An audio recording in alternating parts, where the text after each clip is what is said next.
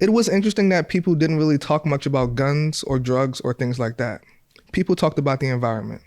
They mentioned poverty, health, and access to basic needs and opportunities like housing, food, clean air, education, wages, and entrepreneurship, as well as the time and space to just chill and be at peace. So, next, we spoke to two organizations that focus on building community spaces where people can come together to connect with each other, with nature, and with themselves. We're talking about community gardens and urban farming. Yes, in the city.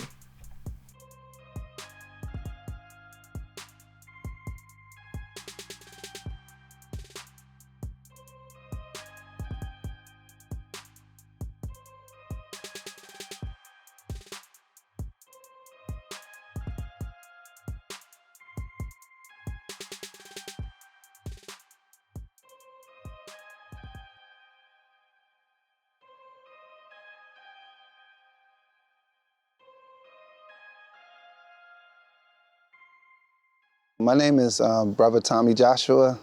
Everybody call me Brother Tommy. And I'm the founder and executive director here at the Peace Park. I myself was born and raised in this neighborhood. And coming up just like you are, I was wondering, like, how can we make a change? How can we improve conditions? And I seen that the vacant land, is opportunity to do that. So we defined ourselves as a neighborhood managed ecology campus.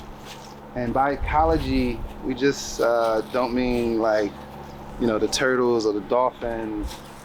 We mean the total environment. Ecology is your relationship to where you live at. And the Peace Park, we believe that change starts in the neighborhoods. It starts where people live at.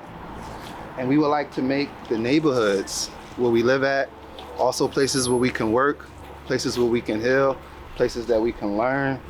And we're proud that we started in North Philadelphia. Urban Creators is a platform for radical and collaborative imagination. They use food, art, and education as tools to nurture resilience and self-determination in North Philadelphia.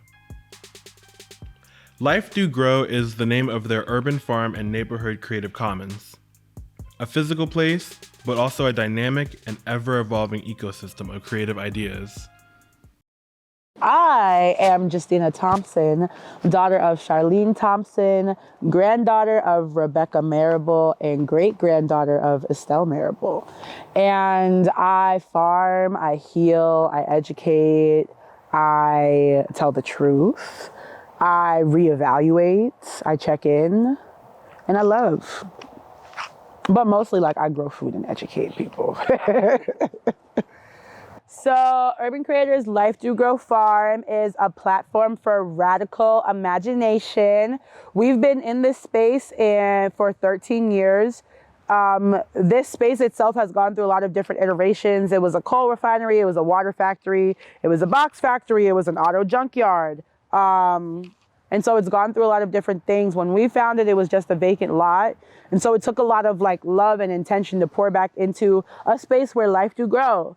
Currently, we are stewarded by 3 teams, a farm team, an events team, and a neighborhood organizing team.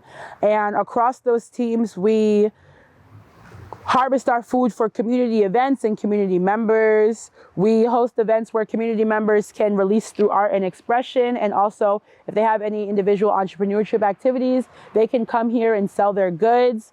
And our neighborhood organizing team makes sure that everything that we do is guided by the desires of our direct community members.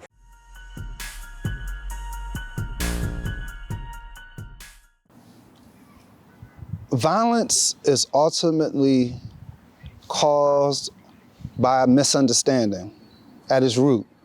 That could be a misunderstanding of self, an inability to process one's emotions, right? A person becomes frustrated to the point where they would strike something, right? It can also be a misunderstanding between people. Your action or your activity has been seen as being threatening to me to the point where I feel like I have to use violence, right? Misunderstanding, whether misunderstanding ourselves or misunderstanding between each other, it happens in the context of environment. So the environment of Philadelphia is an environment of being the poorest big city, for example. So Philadelphia has the highest percentage of people that's living in poverty, but not just any type of poverty, what they call deep poverty. And deep poverty is a poverty that passes on from generation to generation. And what's happening is that we are engendering human beings to accept an unnatural situation. Oppression and poverty, it does something to the mind. It does something to the spirit. It really does. When you are constantly frustrated because of lack of opportunity, lack of achievement, lack of care, what other outcome would it be than misunderstanding and hopelessness, which would then lead to violence, right? How was Philadelphia systemically designed? And then how were certain parts of Philadelphia systemically neglected to allow the struggles that we see now? So poverty is connected to the environment because when there's lack of green spaces, where there's lack of spaces for people to feel safe and that they can just be, there's lack of clarity and groundedness. And so folks are going to guns first and foremost to solve their conflict because they've never existed in a space where they can just be still and calm.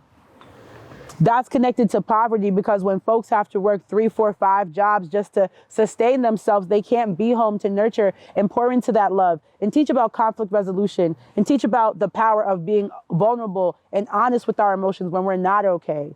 If we don't have those spaces because the folks that we love that are meant to guide and nurture us are being taken away for the sake of capitalism, that's how it's all interconnected. And if we can't have any of those things, if we can't have a safe place to talk about conflict resolution, to hold our emotions in a really honest and vulnerable state, if we can't be fed, if we can't pour into the people that love us, if we can't be in still green spaces, then we can't be well. If we don't have all of those things that we need, we can't be well. So if we're all out here just trying to survive, and we're all in a survival mentality, how can we really show up for each other? How can we really love each other into a better tomorrow? How can we dream past, I gotta get 5 hours of sleep because I gotta do an overnight shift and work a 9 to 5? So without all of those things that the system doesn't wanna see us thrive in, we can't be well.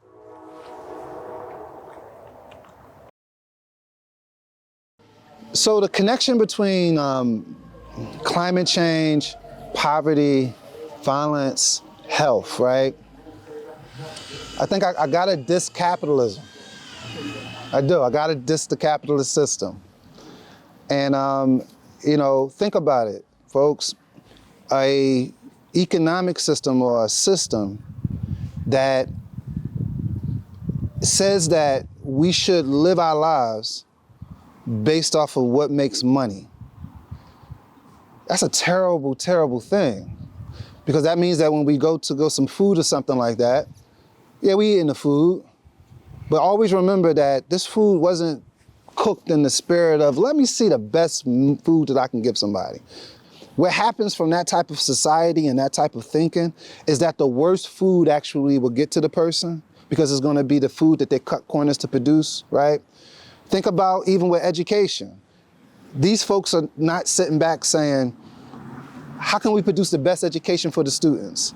They thinking about, well, how can I take the money from the schools? How can I deprive the unions of authority? How can I do this and do that? The reason why I had to start with critiquing capitalism is because that's the context of why so many problems is within the general society.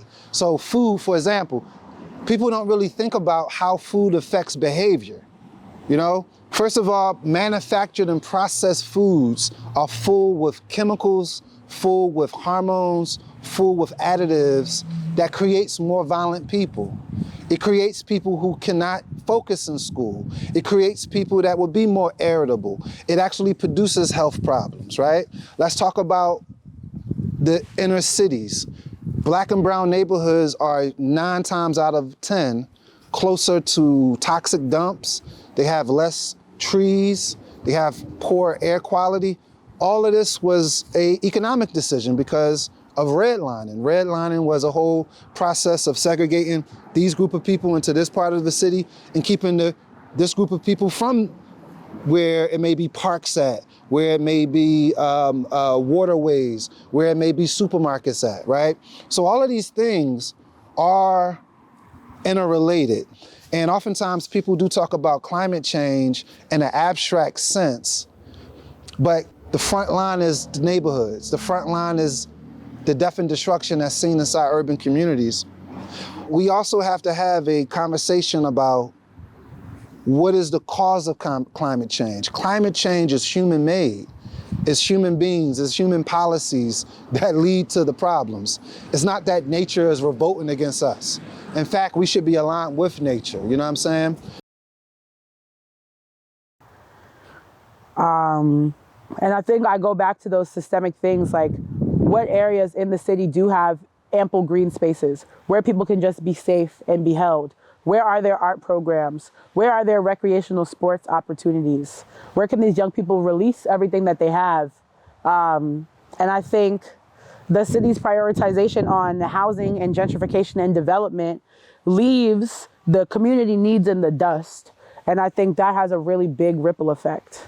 So I think prioritizing money is a root cause of all of these things for sure, and government corruption. I'm not going to go into all of that, but government corruption.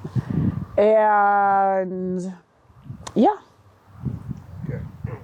As gentrification advances, so do the hopelessness, so do the violence increase.